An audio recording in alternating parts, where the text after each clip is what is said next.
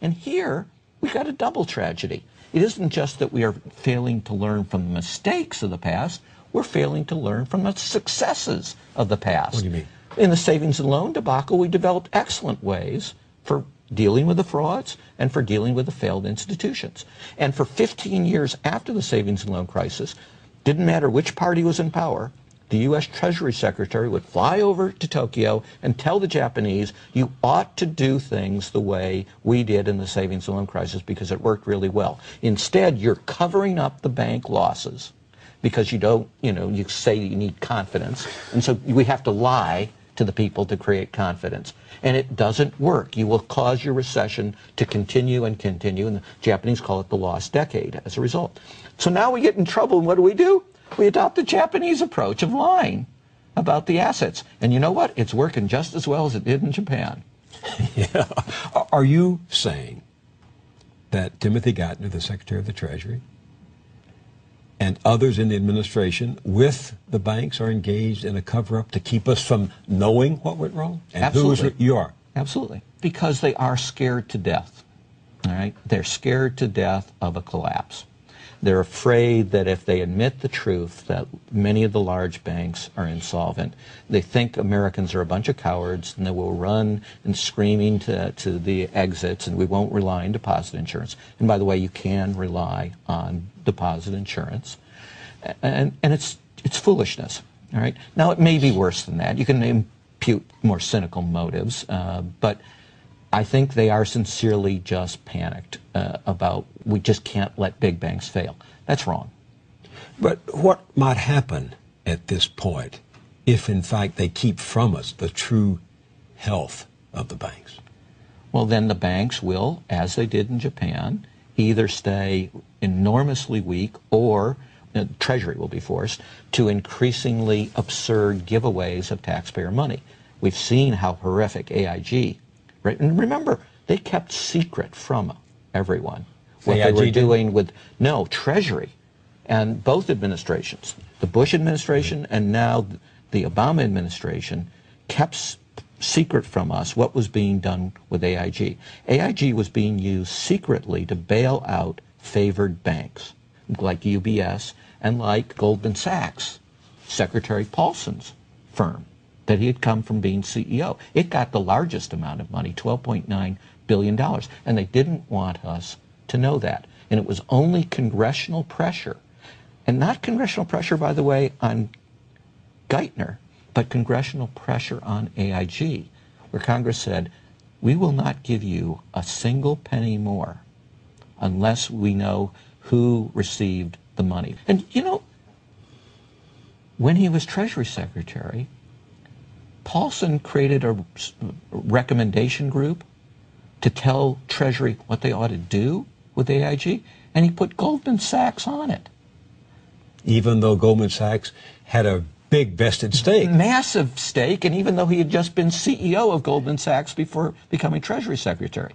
Now, in most stages in American history, that would be a scandal of such proportions that he wouldn't be allowed in civilized society. Yeah, like a conflict of interest, it seems. Massive conflict So how did they get interest. away with it? I don't know whether we've lost our capability of outrage or whether the cover-up has been so successful that people just don't have the facts to react to it.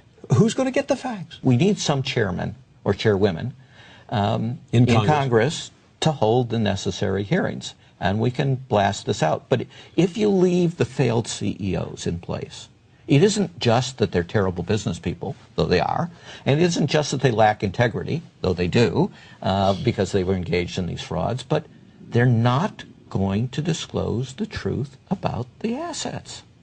And we have to know that in order to know what?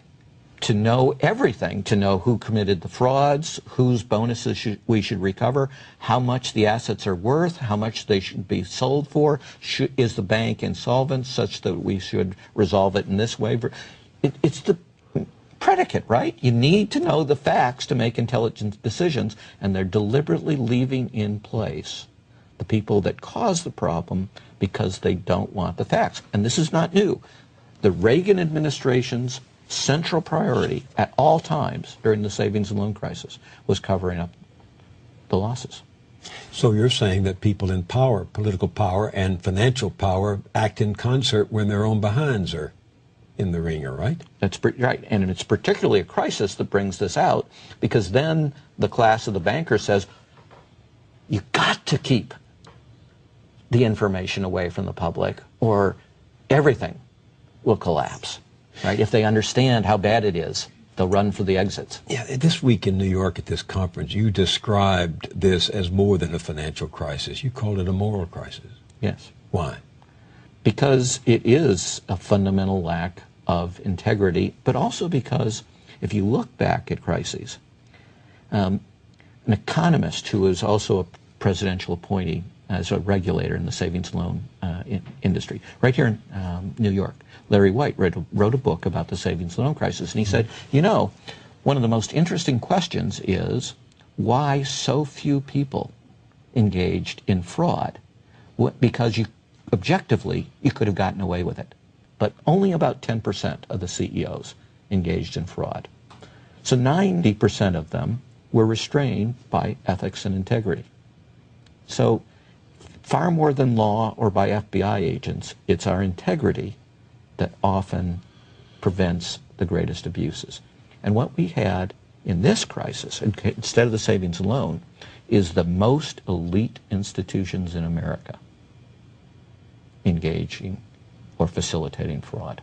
This wound that you say has been inflicted on American life, the loss of workers' income and security and pensions and future, happened because of the misconduct of a relatively few very well-heeled people in very well-decorated corporate suites, right? Right? It was relatively a handful of people. And their ideologies, which swept away regulation.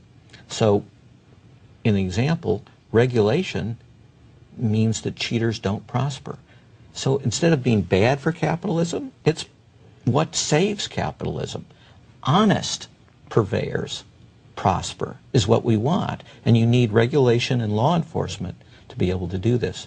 The tragedy of this crisis is it didn't need to happen at all. When you wake up in the middle of the night thinking about your work, what do you make of that? What do you tell yourself?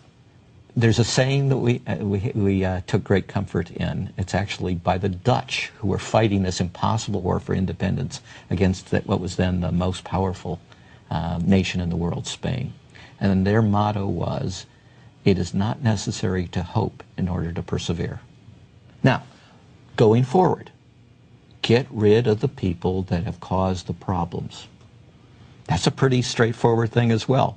Why would we keep CEOs and CFOs and other senior officers that had caused the problems? That's facially nuts. That's our current system. So stop that, the current system. We're hiding the losses instead of trying to find out the real losses. Stop that, because you need good information to make good decisions. Right? Follow what works instead of what's failed. Start appointing people who have records of success instead of records of failure. That would be another nice place to start. There are lots of things we can do. Even today, as late as it is, even though they've had a terrible start to the administration, they could change, and they could change within weeks. And by the way, the folks who are the better regulators, they paid their taxes, so you can get them through the vetting process a lot quicker. William Black, thank you very much for being with me on The Journal. Thank you so much.